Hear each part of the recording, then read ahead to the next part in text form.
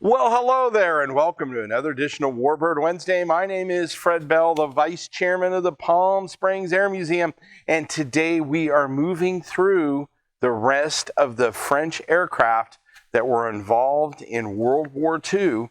And today, Greg has gone maybe where he's never gone before, Greg, in a galaxy far, far away, which today you've been close to the French, but we've just gone off the page. We're in another galaxy today. Today, Greg has selected the Chewbacca hat. Thank you so much. I feel really good about that. Unless Chewbacca was French. Is that what you're trying to tell me? Chewbacca was French? Okay, well, we're going to get this off because it is crushing my noggin. And we'll go ahead and toss that off camera. There you go, a good catch. He's making a comeback from that one drop.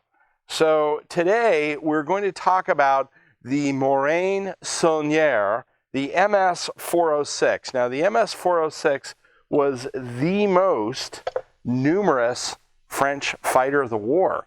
In fact, it was one of only two types that were produced in excess of 1,000 copies. In fact, this aircraft, there were 1,176 of them built. It first flew in 1935. Which it's going to be in the company of some, for those of you who are familiar with early war fighters, I'm going to put you the company in and we're going to talk about why that was a very bad thing. It was introduced in 1938 and it was retired by the Finns, if you can believe that, in 1952. So I'll go ahead and throw up a plan view. It is what I would say a very stubby fighter, wouldn't you say, Greg? A little bit stubby. Birdcage canopy, a lot of this familiar design cues.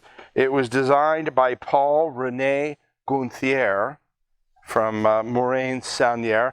Greg, I'm picking up some of it's maybe all that French food you've been giving me, but it is the epitome of these kind of mid-1930 design, early low wing. Now, the other thing that is interesting about it is it is one of only two French aircraft that could go past 250 miles an hour. Now, I'm going to tell you why that's not a great thing here in a minute. But the company that it kept was the MB-151, the P-36, the D520, which we've already reviewed, the Fiat, the G50, the Hurricane, the HE112, and the P35. Now, Greg, why is that not good company to be in? And that is that we have talked a lot as a whole over this entire series about World War II aircraft, especially fighters over all the Allied fighters, and the Germans too. What's happening? They're getting faster and faster. The distinction that this aircraft was one of the only airplanes that could get up above 250 miles an hour. What did we talk about adversary aircraft that were up against this? They're pushing 325, 350. What is speed? Speed is life. And if you don't have speed, you can't get away. Now, what do I mean by that? Well, we talked about with the 520 some of the aircraft having wing slats and being able to turn on the ragged edge of a stall at low speed, which, if you lose lift, and we've talked about this before, I'm not going to spend a lot of time on it, but obviously the aircraft goes out of control. Well, if you're fighting an adversary that is in the neighborhood of the airplanes that I just brought up, and let's say you're flying an ME-109, right? Or let's say a Japanese Zero, one of the later Zeros, okay, just prior to the entry of the war, you're about 50 to 75 miles an hour faster than your opponent. And that means you can hit the opponent, zoom climb, go back up, come back again. It means you can come in, turn away. It means you can dive away. Guess what your slower opponent has no options on? Only thing your slower opponent can do is try to get down low as they possibly can, so that as you're coming in, you have limited options as you pass him, right? If you get down very low to the ground, your adversary, when they're trying to get a deflection shot or line up on you, doesn't have many options. Their space is only here. If you're up high, they can come at you from the entire 360 degrees, right? So in a slower airplane, that is your only chance of survival, is to dive and get to the deck. Well, the French got shot to pieces in this airplane. In fact, in the Battle of France, they lost 400 of these airplanes.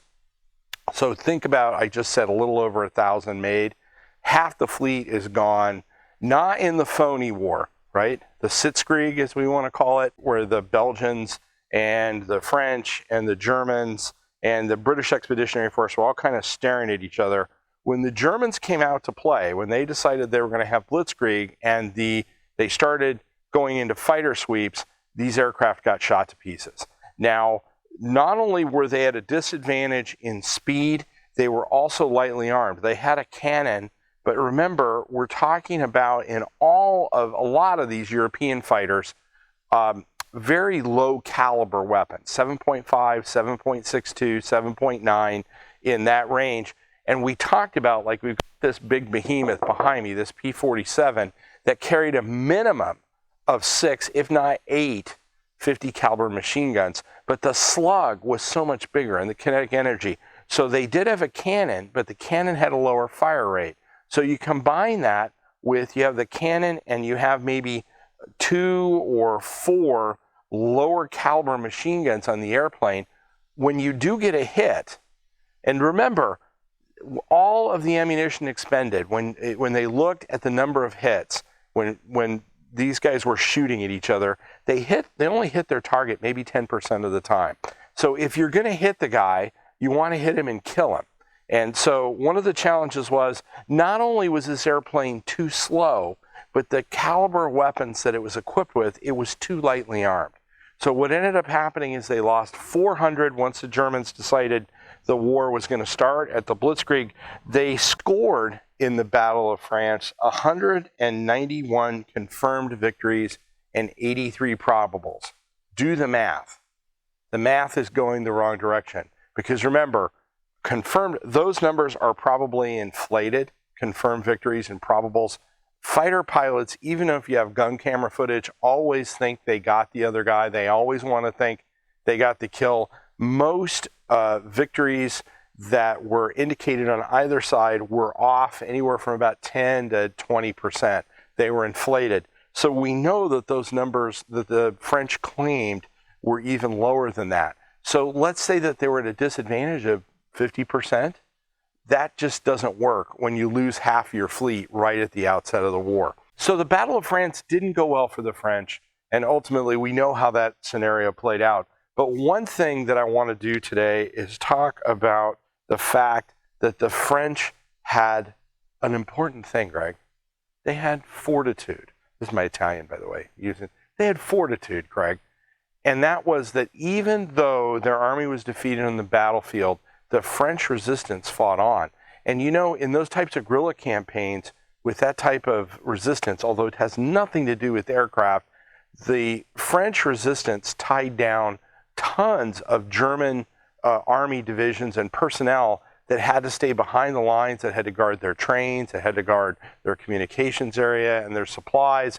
So even though they were defeated in the Battle of France, the fact that the resistance went on is something that is truly amazing. So to salute the French resistance today, Greg has gone completely off the reservation, and we're going to go with Black Jack's Scarecrow Berry Soda. That is, let's see, first time in the new millennium. Oh boy, this is getting scarier as I go. From the ghost of the Earl of Sandwich. What does it have to do with anything? Now, Greg has reminded me that this was actually a viewer submission. So, you know, you can send soda. We may use it on the air. So we're going to go with Jack Black. Now, let's see, 160 calories. Okay, fairly common. A little bit of sodium, a bit of sugar. You know what I don't see? I don't see the pure cane sugar tag, which, you know, that seemed like marketing gold whenever you're producing soda that is completely off the reservation. You want to put in pure cane sugar. But, as I said, to the French resistance and the French people who refused to be defeated by the Germans, I salute you.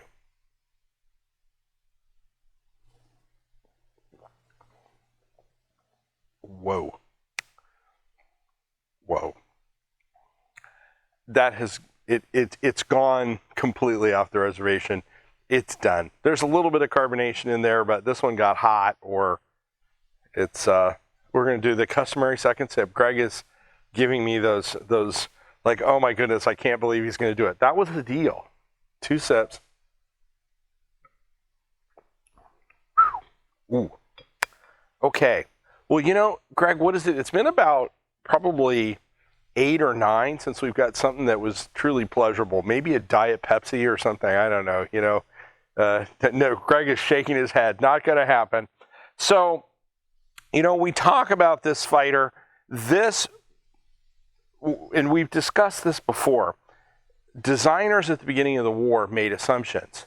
The assumptions are all of the airplanes I talk about. You talk about the P-35. I mean, anybody who knows fighters, and some of the fighters I listed, they made assumptions. They were functionally obsolete by the time the war started, and I would argue that the 406, there's no question that it was functionally obsolete by the war started.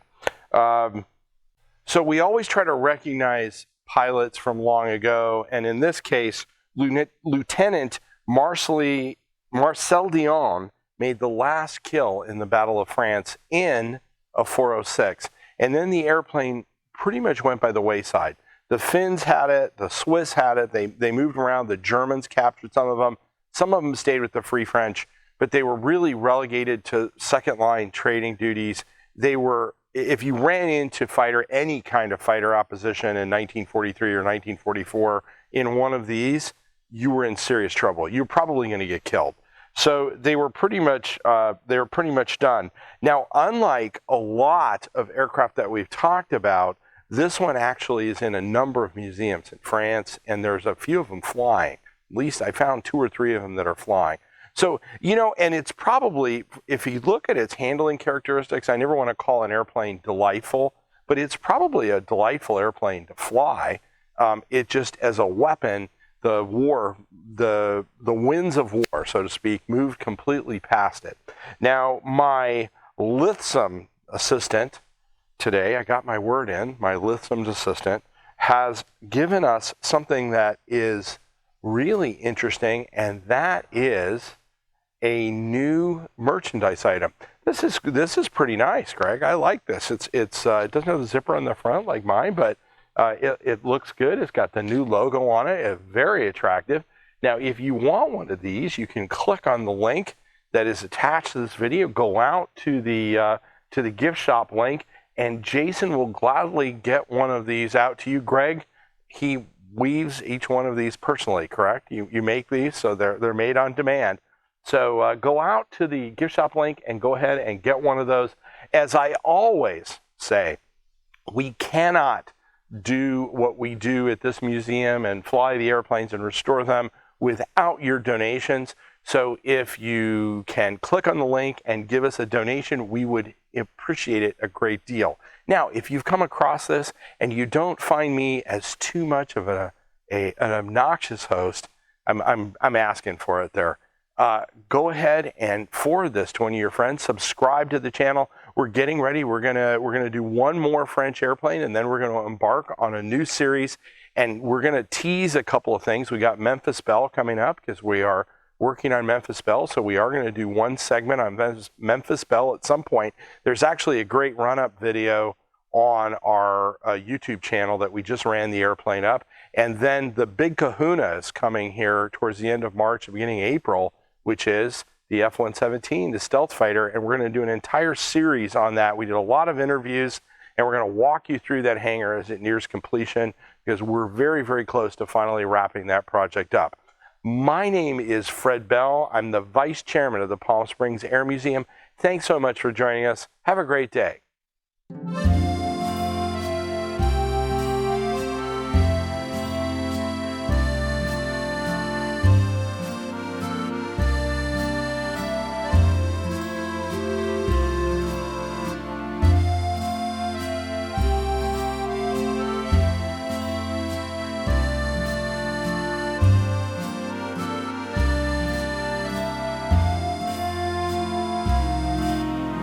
you.